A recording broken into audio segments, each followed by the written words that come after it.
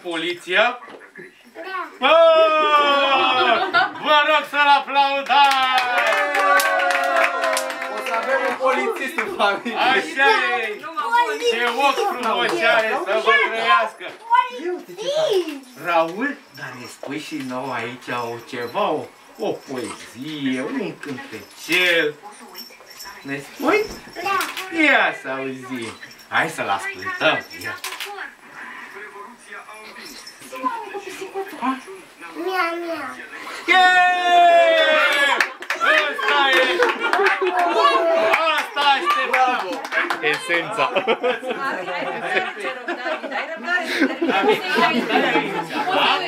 Așa, Raul, dacă așa face cățelul, nu? Așa face cățelul? Așa. Pisica cum face?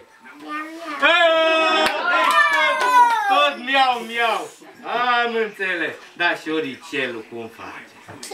Chit, chit. Bine, Raul, bravo! Hai să-l aplaudăm pe Raul! Să primești mașina de poliție, că ai zis. Da, păi sigur că moșul ascultă toate rugămințile copiilor și le dăruiește tot ce-și doresc. Dar, Raul, ia uite-te tu la mine și un ochi, uite-te la mine și spune-mi aici de față cu mami și cu tati, îi asculți pe părinți? Da.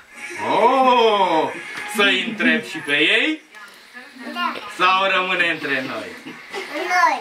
Între noi!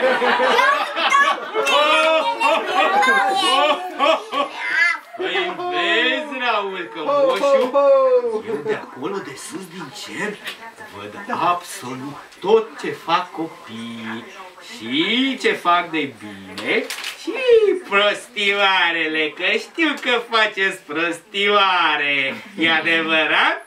Da. David, ia să vedem. Eu aș vrea să-l rog pe Raul să asculte. Uite, David, am văzut eu că și ascultă foarte bine și pe mami și pe tati. Și așa că, Raul, o să te rog eu așa, îmi faci mie o favoare, da, Raul? Să-ți asculți părinții, da? Că ei știu cel mai bine pentru tine. Așa! Încă o dată aplauze, vă rog, pentru...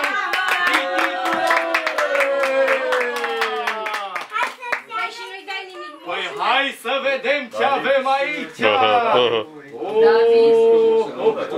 Ai răbdare. Păi ține-te așa de filmat. Vedem dacă găsim! Ia! Sper să ai și pentru noi, moșule, cât un cadou. Trebuie să avem! Păi eu zic așa! Dacă vreți, da, chiar așa, că voi, la vârsta mea, voi vedeți mai bine. Dar eu am câteva mii de ori! Să zică o poezie, ceva în Păi cântece. să vedem, vrei să spui tu o poezie? Vino încoace să înțeleg că ți-a plăcut aici la moșu. Vino și spune o poezie sau un cântecel, un banc, ceva. Să zică și David, David și Răzbănel și mă mai gândesc la sfârșit dacă... Tu crezi că moșului nu-i plac glumele? Păi?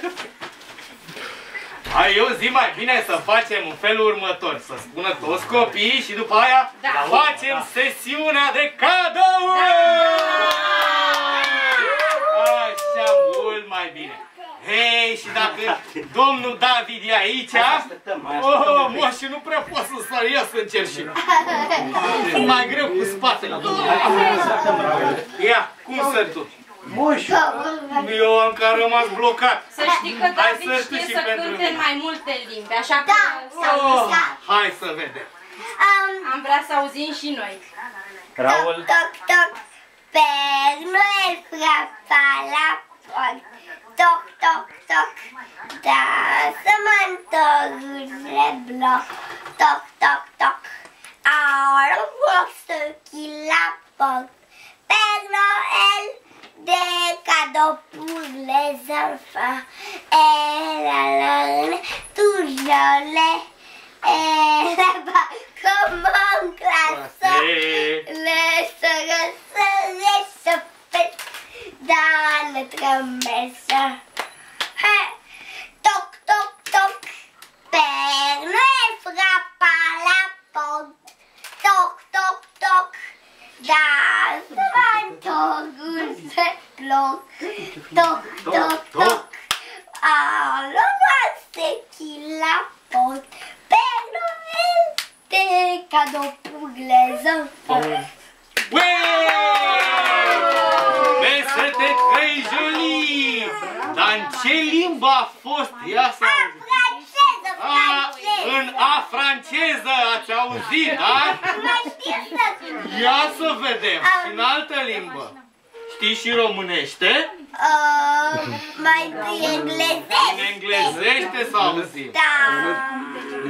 Christmas candles, Christmas candles. Santa Claus, Santa Claus. Las că e geamul deschis, Alex. E geamul deschis. E geamul deschis. Și să nu fie frică acolo pe nimic. Christmas candles, Santa Claus, Santa Claus.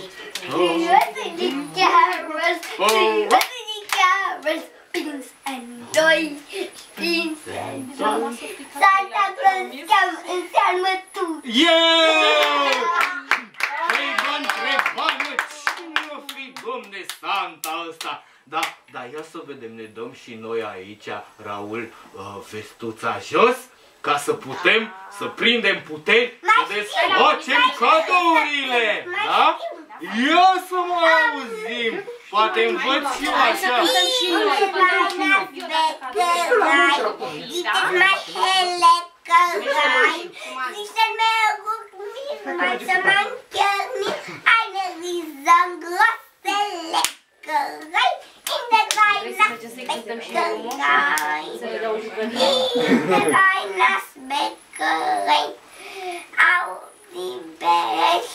Chocolate, autie de chocolate. Hai și noi la mult. Oh, extraordinar! În 3 limbi a cântat!